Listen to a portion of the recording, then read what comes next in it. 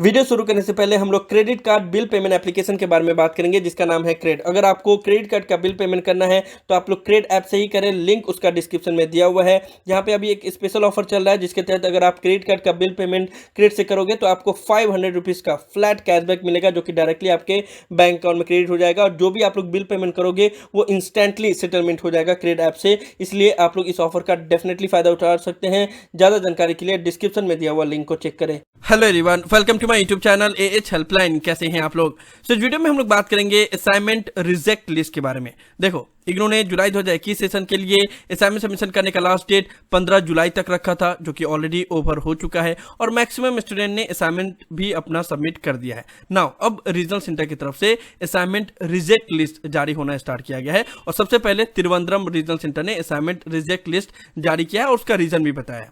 अब ये जो रिजेक्ट लिस्ट है वो सभी रीजनल सेंटर की तरफ से रिलीज नहीं किया जाता है, कुछ चुनिंदा रीजनल सेंटर की तरफ से ही रिलीज किया जाता है, जैसे Thiruvananthapuram regional centre, Chandigarh regional centre, Kohima regional centre, ये सभी रीजनल सेंटर रिलीज करते हैं रिजेक्ट लिस्ट। लेकिन उसके अलावा बाकी अदर जितने भी रीजनल सेंटर हैं वो असाइनमेंट रिजेक्ट करते हैं, उसके नंबर ऑफ रीजन होता है लेकिन वो लिस्ट पब्लिश नहीं करते हैं। तो इस वीडियो में मैं आप लोग को डिटेल में बताऊंगा कि जितने भी रीजनल सेंटर हैं वो कौन कौन से रीजन की वजह से आपका असाइनमेंट को रिजेक्ट करते हैं या रिजेक्ट किया जाता भी है। इससे प्रीवियस सेशन में भी रिजेक्ट किया गया है और उनका असाइनमेंट को इवैल्यूएट नहीं किया गया। तो उन सभी रीजन के बारे में और सभी रीजनल सेंटर के बारे में हम लोग इस वीडियो में डिटेल में बात करेंगे। बस आप लोग वीडियो को ध्यान से और कंप्लीट जरूर देख लीजिएगा।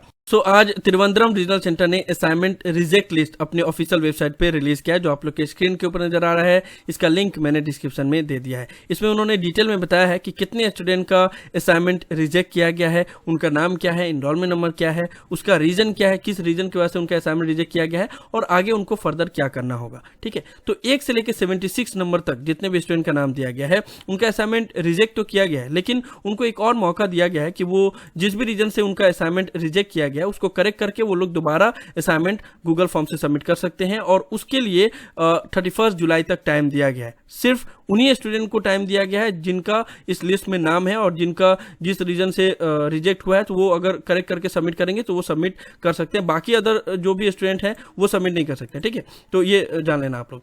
तो रिजेक्ट किस लिए किया गया है, उसमें बहुत से स्टूडेंट ने इनरोलमेंट नंबर गलत लिखा है, बहुत से स्टूडेंट ने कोर्स कोड गलत लिखा है और प्रोग्राम कोड गलत लिखा है। प्लस तिरुवनंतपुरम रीजनल सेंटर के गाइडलाइंस में ये चीज बोला गया था कि आपको एक एक करके असाइनमेंट सबमिट करना है, तो उन्होंने दो कोर्स का असाइनमेंट एक साथ सबमिट कर दिया, इस वजह से रिजेक्ट किया गया है। उसके साथ साथ में कुछ स्टूडेंट ऐसे हैं जो इस सेशन में असाइनमेंट सबमिशन करने के लिए एलिजिबल नहीं है लेकिन फिर भी उन्होंने असाइनमेंट सबमिट कर दिया है, इस वजह से उनका असाइनमेंट रिजेक्ट कर दिया गया। जैसे ये स्टूडेंट है, ये मास्टर ऑफ इंग्लिश के स्टूडेंट हैं जिन्होंने सेकंड ईयर में अपना री रजिस्ट्रेशन जनवरी 2021 सेशन में किया है, तो इस हिसाब से वो अपने असाइनमेंट सबमिट करेंगे दिसंबर 2021 सेशन में, यानी कि अक्टूबर के टाइम पे वो असाइनमेंट सबमिट करेंगे, लेकिन उन्होंने जुलाई 2021 सेशन में ही सबमिट कर दिया। देखो MEG 5, 6, 7, 11। ठीक है, तो इस वजह से भी उनका असाइनमेंट रिजेक्ट कर दिया गया क्योंकि वो इस सेशन के नहीं है। ठीक है, तो सभी स्टूडेंट को बताया गया है कि इनका ये असाइनमेंट रिजेक्ट किया गया है, उसका रीजन भी दे दिया गया है और आगे क्या करना होगा ये भी बता दिया गया है। तो 76 नंबर तक जितने भी स्टूडेंट का नाम दिया गया उनको दोबारा असाइनमेंट सबमिट करना है गूगल फॉर्म के माध्यम से। ठीक है, उसके बाद से 77 के बाद से 90 नंबर तक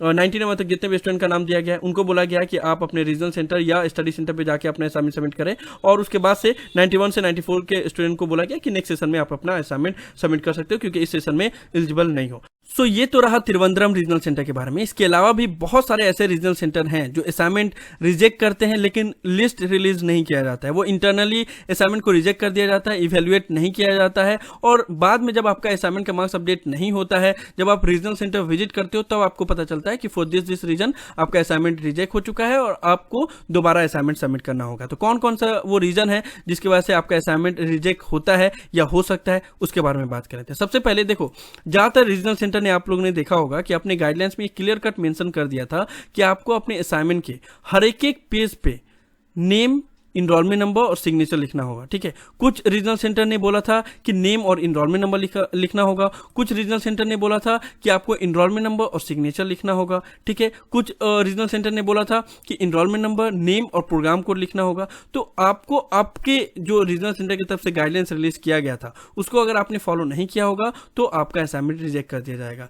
इसको क्लियर शब्दों में कोलकाता रीजनल सेंटर ने एकदम बता दिया था कि जो भी स्टूडेंट अपने असाइनमेंट के हर एक पेज पे अपना इनरोलमेंट नंबर और सिग्नेचर नहीं लिखेगा उसके असाइनमेंट को कंसीडर नहीं किया जाएगा और उसको इवैल्यूएट यानी कि चेकिंग नहीं किया जाएगा। यानी कि आपके असाइनमेंट के हर एक पेज के टॉप पे अपना एनरोलमेंट नंबर और सिग्नेचर लिखना कंपलसरी था। ऐसा कोलकाता रीजनल सेंटर के स्टूडेंट के लिए था, ठीक है। उसी तरीके से दिल्ली 1 रीजनल सेंटर के लिए बोला गया था कि अपना नेम और इनरोलमेंट नंबर हर एक पेज के टॉप पे लिखना पड़ेगा। उसी तरीके से वाराणसी रीजनल सेंटर ने अपने गाइडलाइंस में लिखा था कि mention correct enrolment number, course code, page number और signature at the top of every page of assignment script, ठीक है। तो वाराणसी रीजनल सेंटर ने अलग गाइडलाइंस दिया था। तो जितने भी रीजनल सेंटर के गाइडलाइंस में ये बोला गया था कि आपको इनरोलमेंट नंबर, सिग्नेचर या कोर्स कोड ये सब चीज मेंशन करना है, अगर आपने मेंशन नहीं किया होगा तो फिर आपका असाइनमेंट इवेल्युएट नहीं किया जाएगा, ठीक है। तो ये एक रीजन है जिसकी वजह से असाइनमेंट रिजेक्ट होता है।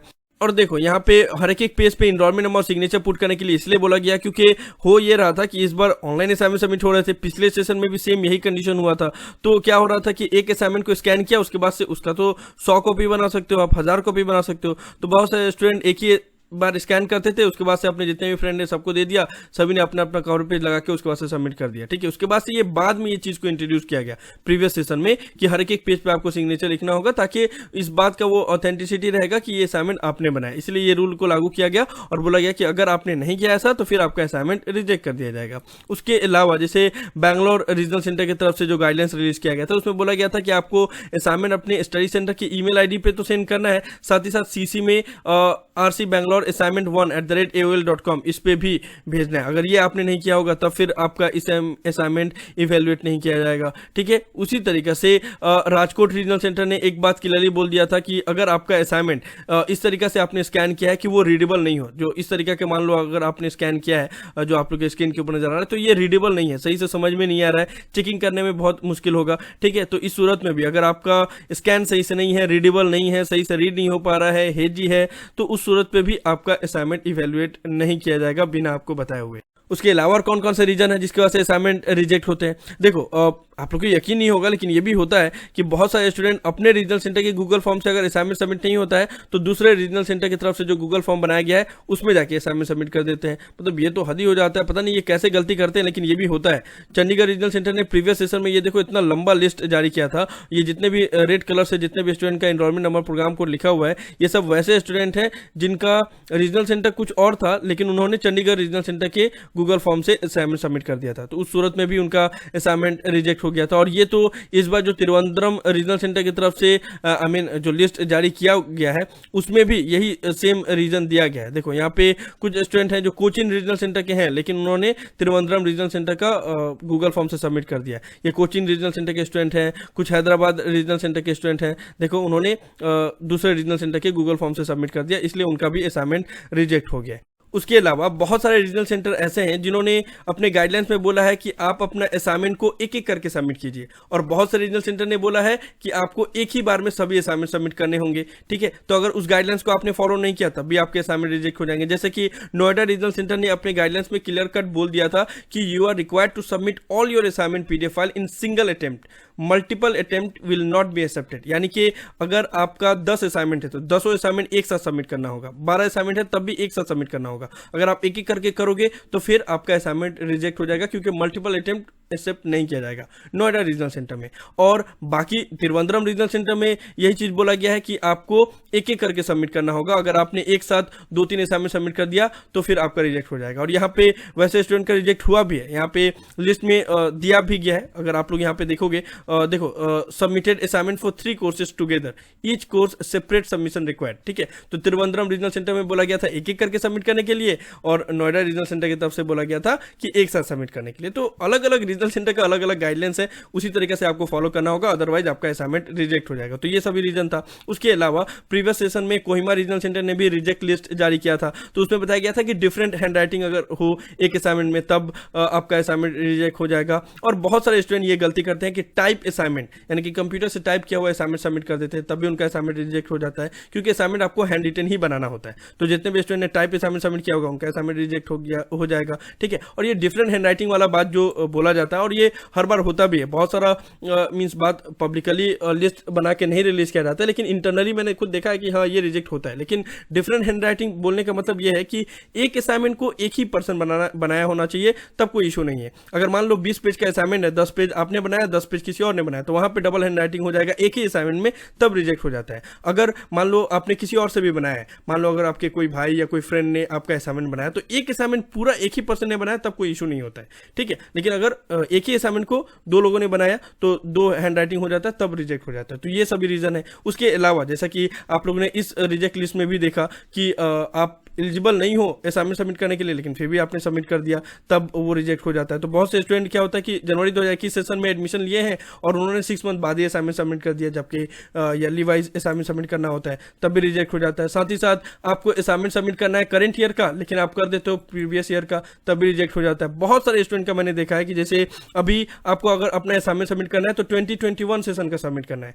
लेकिन कुछ स्टूडेंट ऐसे होते हैं जैसे मान लो उनका फर्स्ट ईयर का असाइनमेंट पेंडिंग बचा हुआ था और फर्स्ट ईयर का एडमिशन उन्होंने 2018 में लिया था, तो सोचते हैं कि हमको 2018 का असाइनमेंट बनाना पड़ेगा, लेकिन ऐसा नहीं होता है। इग्नू में क्या होता है कि असाइनमेंट इस चीज के ऊपर डिपेंड करता है कि कब आप सबमिट कर रहे हो, कब आपने एडमिशन लिया, उसके ऊपर डिपेंड नहीं करता है। तो आपको हमेशा करंट ईयर का ही असाइनमेंट सबमिट करना होता है। अगर आपने प्रीवियस ईयर का असाइनमेंट सबमिट कर दिया तो फिर आपका असाइनमेंट रिजेक्ट हो जाएगा। तो ये सभी नंबर ऑफ रीजन थे जिसके बारे में मैंने आप लोग को डिटेल में बताया एक एक करके कि किस किस कंडीशन में आप लोग का असाइनमेंट रिजेक्ट हो सकता है और होता भी है, और इस सेशन में भी होगा, प्रीवियस सेशन में भी बहुत सारे स्टूडेंट का असाइनमेंट रिजेक्ट हुआ था। बस आप लोग को बस इतना ही ध्यान रखना है कि आपके रीजनल सेंटर की तरफ से जो गाइडलाइंस रिलीज किया गया था उसको सही तरीका से फॉलो करना है, और उसी हिसाब से अगर आपने असाइनमेंट सबमिट किया होगा तब कोई इशू नहीं होगा। अगर जो चीज कंपल्सरी बोला गया था कि हाँ ये चीज करना है, अगर वो चीज आपने नहीं किया होगा तो फिर आपके असाइनमेंट इवेल्युएट नहीं किए जाएंगे। तो यही सब था इस वीडियो में, मैं आप लोगों को ये सभी इंपॉर्टेंट इन्फॉर्मेशन देने वाला था। मुझे उम्मीद है कि आप लोग को वीडियो पसंद आया होगा। इस वीडियो को लाइक जरूर कर दे, सभी फ्रेंड के साथ शेयर करें ताकि उनको भी सभी इंपॉर्टेंट इन्फॉर्मेशन मिल पाए। किसी भी तरह के डाउट के लिए आप लोग नीचे कमेंट बॉक्स में लिख सकते हैं या मुझे डायरेक्टली कॉल करके भी अपना डाउट क्लियर कर सकते हैं। सभी सोशल मीडिया प्लेटफॉर्म पे मैं अवेलेबल हूँ, इंस्टाग्राम, टेलीग्राम, ट्विटर, सभी का लिंक डिस्क्रिप्शन में दिया हुआ है, वहां पे भी आप लोग मुझे फॉलो कर सकते हो। और आप अगर चैनल पे फर्स्ट टाइम आए हो तो मेक श्योर पहली फुर्सत में एएच हेल्पलाइन चैनल को जरूर सब्सक्राइब कर लो, क्योंकि इग्नू के रिलेटेड हर एक ट्रस्टेड और ऑथेंटिक इन्फॉर्मेशन आप लोग को यहीं पे देखने को मिलेगी। So thank you so much for watching this video. Have a awesome day. Thank you so much.